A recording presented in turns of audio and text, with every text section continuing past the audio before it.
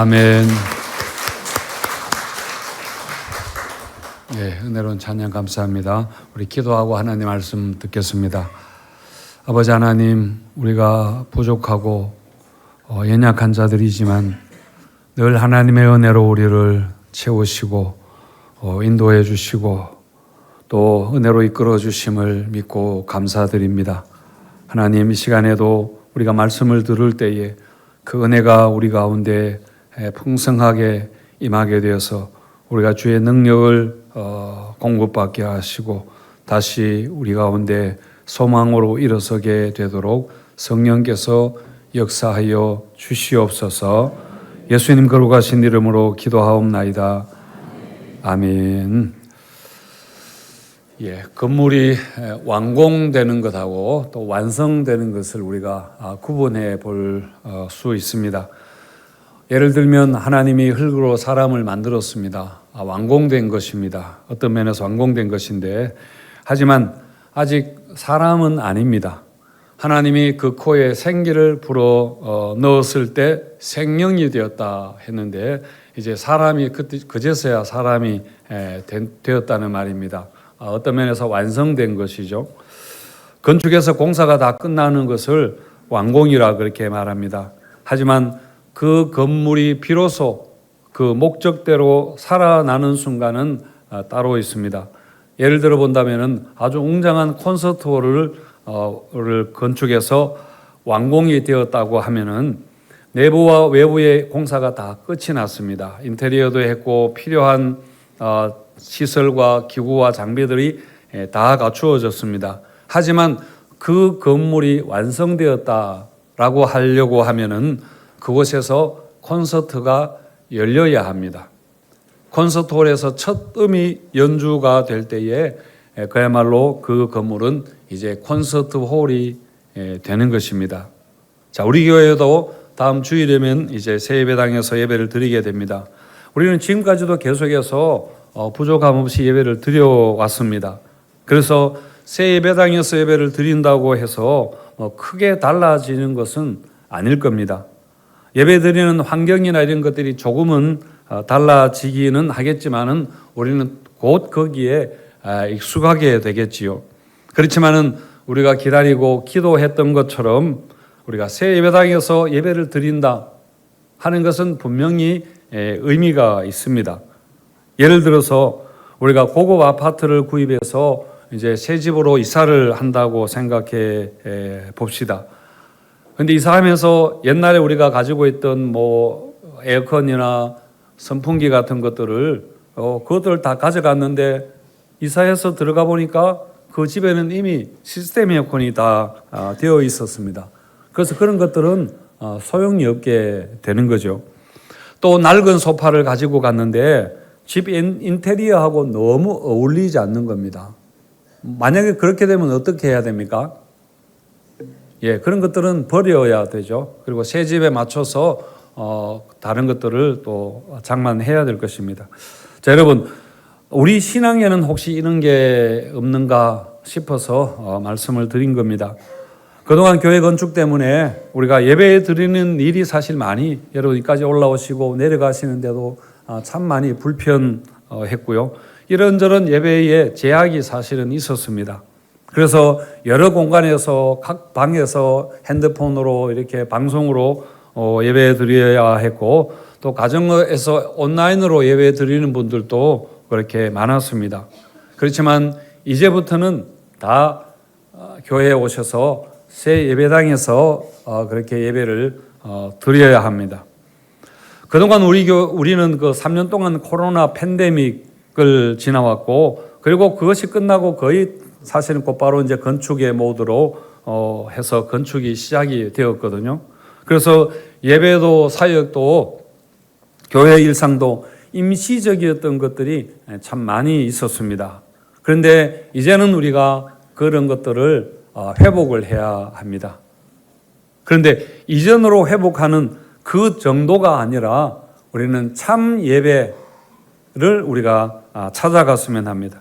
하나님 앞에서 무너졌던 나태해졌던 우리의 마음을 다시 세우고 그래서 정말 은혜가 넘치고 예배만 생각한다면 은혜가 넘치고 성령의 역사가 일어나는 정말 하나님의 기쁘게 받으시는 더 좋은 예배, 바른 예배를 우리가 회복해 가야 할 것입니다.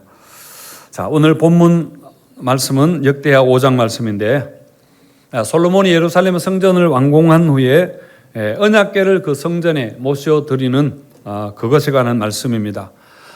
솔로몬이 예루살렘 성전을 7년 동안이나 그렇게 공사해서 지었습니다.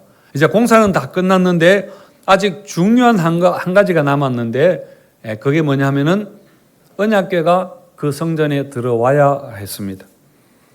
자, 그렇다면은 언약궤가 무엇인가, 무엇이길래 그렇게 중요한가 하는 것을 짧게 말씀을 드리면은 여러분, 언약궤라는 것은 한마디로 하나님이 이스라엘 백성을 만나는 곳입니다. 만나 주시는 곳입니다. 자, 출애굽기 22장 8절에서 하나님이 모세에게 내가 그들 중에 거할 성소를 그들이 나를 위하여 짓되 그렇게 했고 21절 22절에서 속죄소 궤 위에 얹고 내가 내게 줄 증거판을 궤 속에 두라. 거기서 내가 그러니까 언약궤를 속죄소 궤 위에 얹고 그다음에 속죄소를 궤 위에 얹고 내가 내게 줄 증거판을 궤 속에 넣어라.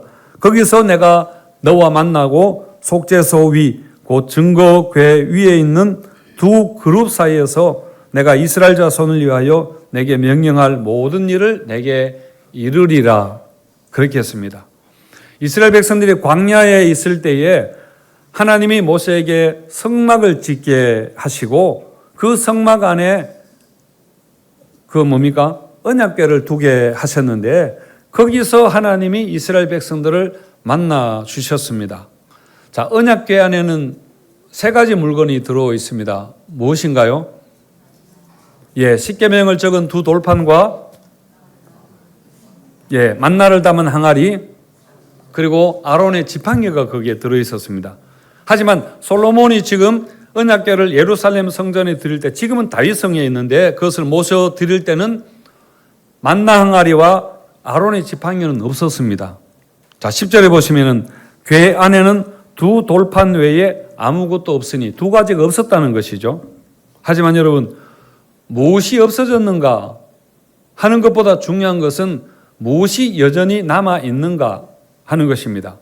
남아 있었던 것은 십계명을 율법을 적은 두 돌판입니다. 항아리 안에 들어있던 만나는 하나님의 광야에서 이스라엘 백성들을 먹여 살리신 것을 기억하기 위해서 그렇게 한 것이고, 그리고 아론의 상난 지팡이는 하나님이 세우신 권위를 사람이 흔들면 안 된다. 그 사건이 있고 난 후에 그것을 보여주기 위해서 그렇게 하는 그런 물건입니다. 여러분, 이 두 가지도 우리에게 굉장히 우리 신앙에 중요한 것이지만은 그러나 가장 중요한 그것은 바로 하나님의 말씀이라는 겁니다. 다른 것은 다 변하더라도 하나님의 말씀은 변하지 않습니다. 하나님 말씀이 모든 것의 근본이 되는 것이고 기준이 되는 것이기 때문입니다. 물론 지금은 언약궤가 존재하지 않습니다. 바벨론 느부갓네살이 예루살렘 침공할 때에 성전이 파괴되었잖아요. 그때 언약궤도 사라져 버렸습니다만은 또 요한계시록 11장에 가면은 그 하늘 성전에 그 언약궤가 보인다라고 그렇게 나옵니다. 그러니까 원본이 하늘에 있었고 땅에 있던 것은 사본인 것이죠. 사본이 없어져 버렸습니다. 자, 이렇게 볼 때에 언약궤는 그 자체가 목적이 아니라 말 그대로 하나님과 이스라엘 백성들이 언약 관계라는 것을 보여주는 것입니다. 그리고 하나님이 우리와 함께 계시다라는 것을 표시하는 그런 물건이었습니다. 그러니까 여러분, 언약궤 자체가 무슨 신비한 힘이 있었던 건 아니죠. 이스라엘 백성들이 처음에 이렇게 오해했습니다. 그래서 언약궤를 전쟁에 메고 나가면은 그냥 무조건 이길 줄 알았습니다. 엘리 제사장 때 이런 일이 있었죠. 블레셋하고 전쟁하는데 이스라엘이 역부족이었습니다. 그러니까 어떻게 했는가 하면은 언약궤를 메고 전쟁에 나가서 그러면 이길 줄 알았는데 오히려 전쟁에 크게 패하고 언약궤마저 블레셋에게 빼앗겨 버렸던 언약궤의 순환 시대가 시작이 되었던 거죠. 여러분, 언약궤는 그 자체로는 나무에 그냥 금을 입힌 그 상자에 불과합니다. 하지만 하나님이 그것을 만들라 하시고 내가 거기서 너희와 만나겠다고 약속하셨기 때문에 언약궤가 중요한 겁니다. 예를 들면 여러분, 아무리 비싸고 좋은 핸드폰을 이렇게 구입했다 하더라도 유심칩이 있어야, 유심칩을 꽂아야 전화가 되지 않습니까? 요즘 eSIM으로 그렇게 합니다만은 마찬가지로 성전에 언약궤가 있어야 성전이 되는 겁니다. 성전이 되는 것입니다. 그런데 유심칩도 칩 자체 때문이 아니죠.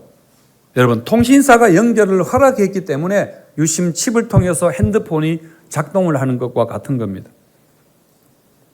여러분, 그런 의미에서 건물을 성전이 되게 하는 것은 무엇인가 하면은 하나님이 임재하시고 예배를 드릴 때입니다. 하나님은 사실 하나님 만드신 우주 만물 어디에든지 다 계십니다. 하나님이 계시지 않는 곳은 한 곳도 없습니다. 편재에 계시죠. 그렇지만 한편으로 구약에서 하나님은 특정한 장소에서 특정한 시간에 특정한 방법으로 임재하셨습니다. 그것은 바로 예배를 받으시기 위해서였습니다. 그래서 이스라엘 백성들은 아무 데서나 예배를 드리면 안 되었습니다. 그리고 성전은 오직 한 군데만 있어야 됐죠. 예루살렘에만 성전이 있어야 됐습니다. 남북으로 나누어지면서 북이스라엘의 가장 큰 그 죄의 원흉이 뭐냐면 북쪽에 거기에다가 자체적인 성전을 세웠던, 그래서 그것에서 드리는 모든 예배는 다 무효였던 것이죠. 소용없던 것이었습니다. 이렇게 예루살렘 성전은 언약궤가 성전에 들어오고 예배를 드릴 때에 비로소 성전이 되었습니다. 완성되었다, 그렇게 볼 수 있는 것이지요.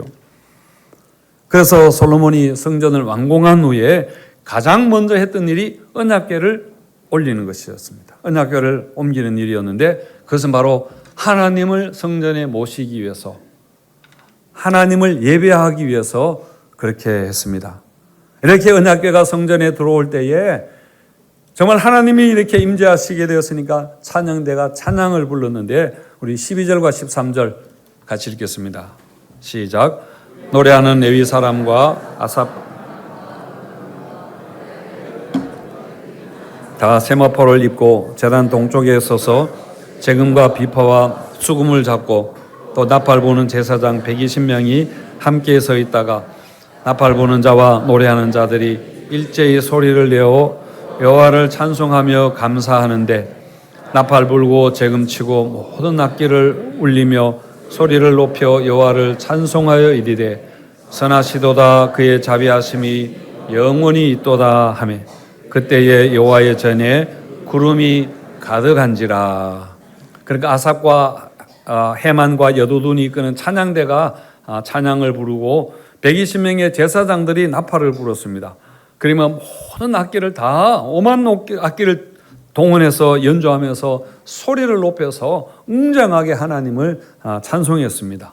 그 찬송의 내용이 무엇이었는가 하면은 선하시도다 그의 자비하심이 영원하도다. 선하시도다 그의 헤세드가 영원합니다. 그렇게 했습니다. 여러분, 헤세드라는 것은 구약 성경에서 가장 중요한 단어 중에 하나입니다. 헤세드는 자비나 사랑이나 여러 가지 의미를 가진 그 하나로 그렇게 하나님의 어떤 성품을 나타내는 것인데요. 하나님의 이것은 단순한 어떤 감정적인 사랑이 아니라 정말 하나님이 자기 이름을 걸고 끝까지 포기하지 않으시는 그 사랑, 하나님의 사랑을 이야기할 때 헤세드라고 그렇게 말합니다. 인간이 배신하고 실패하고 하는 것에도 불구하고 끝까지 자기 백성을 놓지 않으시는, 포기하지 않으시는 그 하나님의 지속적인 사랑, 그것이 여러분 헤세드입니다. 이스라엘이 나라를 잃어버리고 포로 잡혀갔을 때도 그 하나님의 헤세드는 영원했습니다. 그래서 결국은 다시 회복시켜 주셨던 것도 하나님의 사랑 때문이었습니다. 시편은 하나님이 하늘을 지으시고 홍해를 가르시고 광야를 통곡하게 하신 그 모든 것이 다 바로 하나님의 헤세드였다고 그렇게 말합니다. 에레미야 예가에서는 모든 것이 무너져버린 그 자리에서조차, 나라가 망해버린 그 상황에서조차 여호와의 크신 사랑 헤세드 때문에 우리가 진멸되지 않는다는 것을 그 백성들이 믿었던 것이죠. 그리고 소망을 가졌습니다. 성도 여러분, 찬양과 예배의 핵심은 바로 이 하나님의 사랑입니다. 그 사랑에 우리가 알고 그 사랑에 감사하고 그리고 그 사랑을 기뻐하고 노래하는 것이 예배입니다. 여러분, 우리 환경은 변하고 우리의 소중한 것들은 없어지고 그렇게 바뀔지라도 사람들이 나를 떠나가고 내가 늙어지고 병들고 그리고 심지어는 내가 죽음에 이르게 될지라도 변하지 않는 것, 결코 변하지 않는, 영원히 변하지 않는 그것은 바로 나를 향한 하나님의 사랑, 헤세드입니다. 여러분, 죽음조차도 하나님의 사랑 안에서 끊을 수 없느니라 그렇게 하신 겁니다. 그래서 여러분, 우리는 항상 이 하나님의 사랑, 하나님의 사랑을 찬양해야 합니다. 그야말로 헤세드는 우리에게 생명과 같은 것이니까요. 그래서 여기서 우리가 찬양이 얼마나 중요한가 하는 것을 우리가 한번 알 수 있습니다. 여러분, 찬양이라는 것은 그냥 가사에다가 곡을 입힌 거 아닙니까? 그런데 그냥 곡 없이 글로 읽는 것하고 곡조를 붙여서 노래 부르는 것은 이것은 여러분 큰 차이가, 엄청난 차이가 있습니다. 여러분, 찬양은 그야말로 그 가사에 생기를 불어넣어서 생명이 되게 하는 것과 여러분 같다고 볼 수 있습니다. 스티븐 투엘이라는 역대기 주석을 제가 이번에 보았는데 거기에서 투엘이 이렇게 이야기를 했는데요. 하나님과 인생에 대한 가장 깊은 진리는 결코 이성적이지 않다. 이성을 초월한다는 것이죠. 예배는 이성보다 더 깊은 차원에서 말해야 된다. 이렇게 이야기했는데, 그러니까 이 사람이 하는 이야기가 예배의 찬양이 얼마나 중요한가. 미술과 시와 음악은 예배의 장식물이 아니라 우리 영혼을 일깨우는데 없어서 안 되는 것, 그것이라고 그렇게 이야기했습니다. 여러분, 이런 의미입니다. 선하시도다 그의 자비하심이 영원함이로다가 우리 모든 예배의 가장 핵심적인 그런 주제인데, 이거를 여러분 말로 지금 설명하면은, 제가 지금 설명하고 있는데 여러분 지루하지 않습니까? 여러분이 아마 계속 설명하면 하품이 날 겁니다. 하지만은 찬양을 부르면 달라집니다. 좋으신 하나님, 좋으신 하나님, 참 좋으신 나의 하나님. 같이 한번 하겠습니다. 좋으신 하나님, 좋으신 하나님, 좋으신 하나님, 참 좋으신 나의 하나님.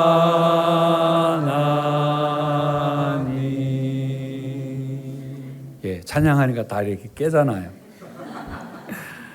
여러분, 하나님이 선하십니다.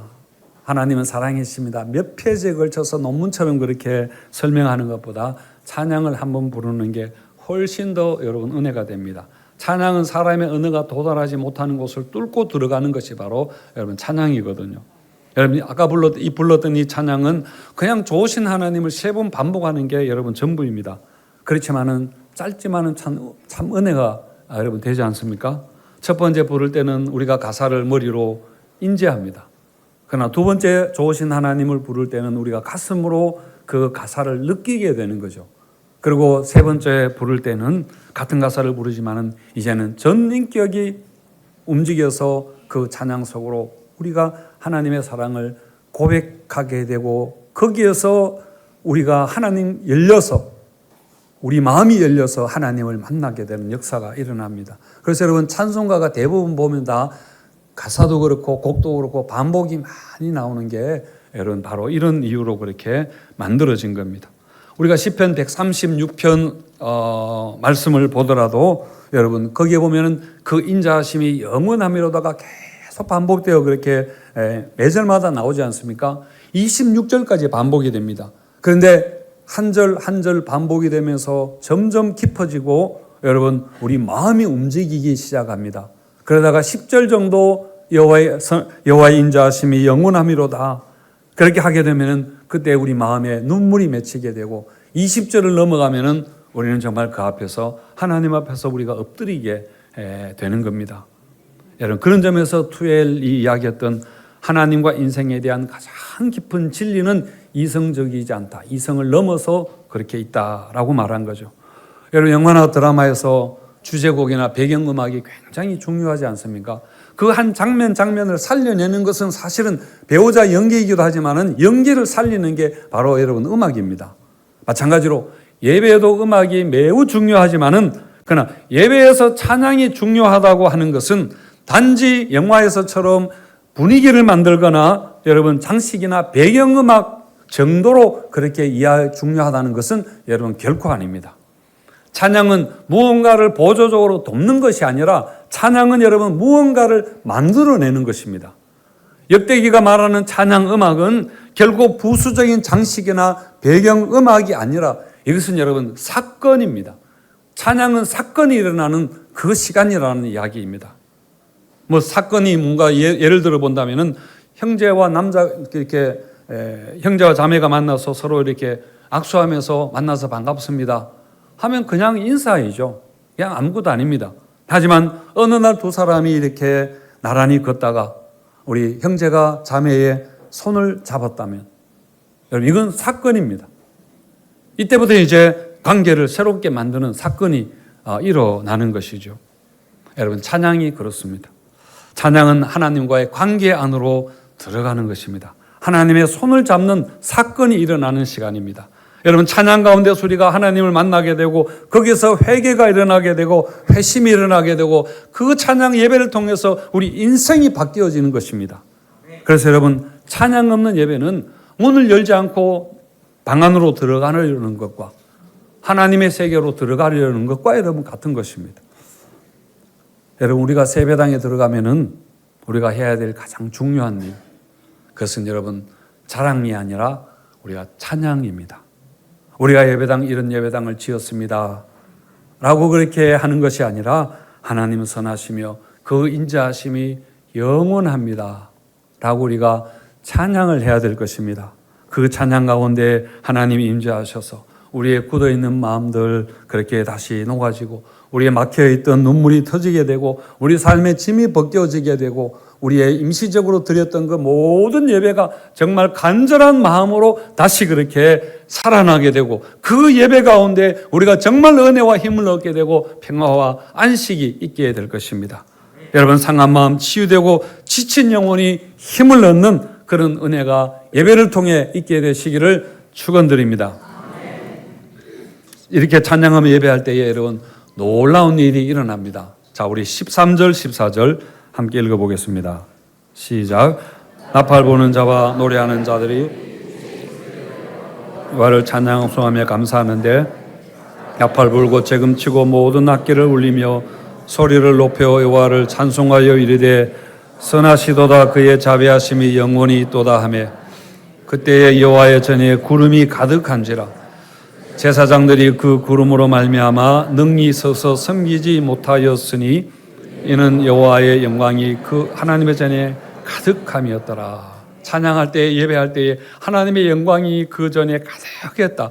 구름이 가득했다 하는데 구름은 하나님의 영광을 표현하는 것이니까 여러분 하나님의 영광이 그 예배 가운데 성전에 가득하게 되었다는 말입니다. 그 영광이 얼마나 강력하게 임했는가 하면은 제사장들이 서 있을 수가 없었습니다. 서서 일을 할 수가 없었습니다. 그러니까 뭔가를 이렇게 제사장들은 예배 때 뭐 이렇게 일을 하면서 돕고 이렇게 하거든요. 그런데 드릴 수조차 없었다고 합니다. 우리는 보통 예배를 하나님께 뭔가 드린다라고 이렇게 표현하는데 맞는 말입니다. 그렇지만은 정말 하나님의 영광이 하나님의 은혜가 우리를 압도하게 되면은 우리는 뭔가 드릴 수조차 여러분 얻게 되는 것입니다. 우리는 그저 그 앞에 엎드릴 수밖에 없습니다. 하나님 앞에 엎드릴 수밖에 없습니다.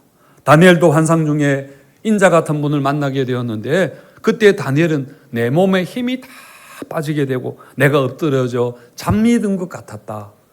그렇게 했습니다. 여러분 창세기 1장에 보면은 하나님이 천지 창조할 때에 무엇으로 창조하셨나요? 예, 말씀으로 창조하셨습니다. 빛이 있으라 그렇게 말씀하셨습니다. 그런데 욥기 38장 7절에 보시면은 하나님이 천지 창조하실 때에 관한 특별한 언급이 나오는데 그때에 새벽별들이 함께 노래하며 하나님의 아들들이 다 기쁨으로 소리를 질렀느니라 그렇게 했습니다. 그러니까 하나님이 빛이 있으라 무엇이 있으라 그렇게 할 때마다 천상의 존재들과 새벽별들이 다 하나님을 그렇게 온 우주 만물이 하나님을 찬송하게 되었다는 것입니다. 그래서 여러분 하나님이 임재하시는 곳에는 반드시 하나님의 말씀이 있습니다. 그리고 하나님의 말씀이 선포될 때에는 찬양이 여러분 있게 되는 겁니다. 이렇게 말씀과 찬양이 만나게 될 때에 그야말로 번개와 천둥이 일어나는 것처럼 하나님의 영광이 우리 가운데 여러분 임하게 되는 것입니다. 그런데 예수님이 오시고 예수님이 십자가에 죽으실 때에 성전 휘장이 찢어졌습니다. 위에서 아래로 그렇게 갈라져 버렸습니다. 그러니까 지성소로 들어가는 문이 열려버렸습니다. 그래서 더 이상 지성소가 아니게 되었습니다. 그러니까 성전이 아니게 되어버린 겁니다. 자, 그렇다면 그 예루살렘 성전에 가득했던 하나님의 영광이 어디 갔을까요? 이제는 어디 갔겠습니까? 저는 그 영광이 여러분 우리에게 오늘 우리 예배자들에게 오셨다고 생각합니다. 바울이 너희가 성전인 것을 알지 못하느냐? 하나님의 성령이 너희 안에 계시느니라 그렇게 했으니까요. 여러분 이제 성령이 우리 안에 내주해 계시고 특히 우리 공동체가 여러분 예배할 때에 그 충만했던 하나님의 영광 예루살렘 성전에 가득했던 그 영광이 이제는 성령 충만으로 우리 가운데 예배자 가운데 예배하는 공동체 가운데 여러분 임하게 되는 것을 믿으시기 바랍니다. 이제 세배당 주신 하나님께 우리가 감사하면서 예배를 여러분 회복해 가야 합니다. 예배가 우리의 모든 사역의 힘입니다. 여러분 건물을 예배자로 만드는 것이 아니라 예배자인 우리가 이 건물을 이제 예배당으로 그렇게 만드는 것입니다. 우리가 세워가야 할 것은 하나님의 영광을 사모하는 거룩한 예배입니다. 그리고 여러분 또 한 가지 짧게 언급한다면은 영광의 체험보다 중요한 것이 그 이후의 순종입니다. 여러분 솔로몬 성전봉헌의 그 감격은 어떻게 보면은 역사적인 그런 순간의 절정이었지만은 그 이후에 이스라엘에 필요했던 것은 지속적인 기도와 회개였습니다. 그래서 성전 봉헌 직후에 나오는 말씀이 밤에 하나님이 솔로몬에게 그렇게 나타나셔서 말씀하셨는데 우리 역대하 7장 14절 우리 한번 읽어보겠습니다. 시작. 내 이름으로 일컫는 내 백성이 그들이 악한 길에서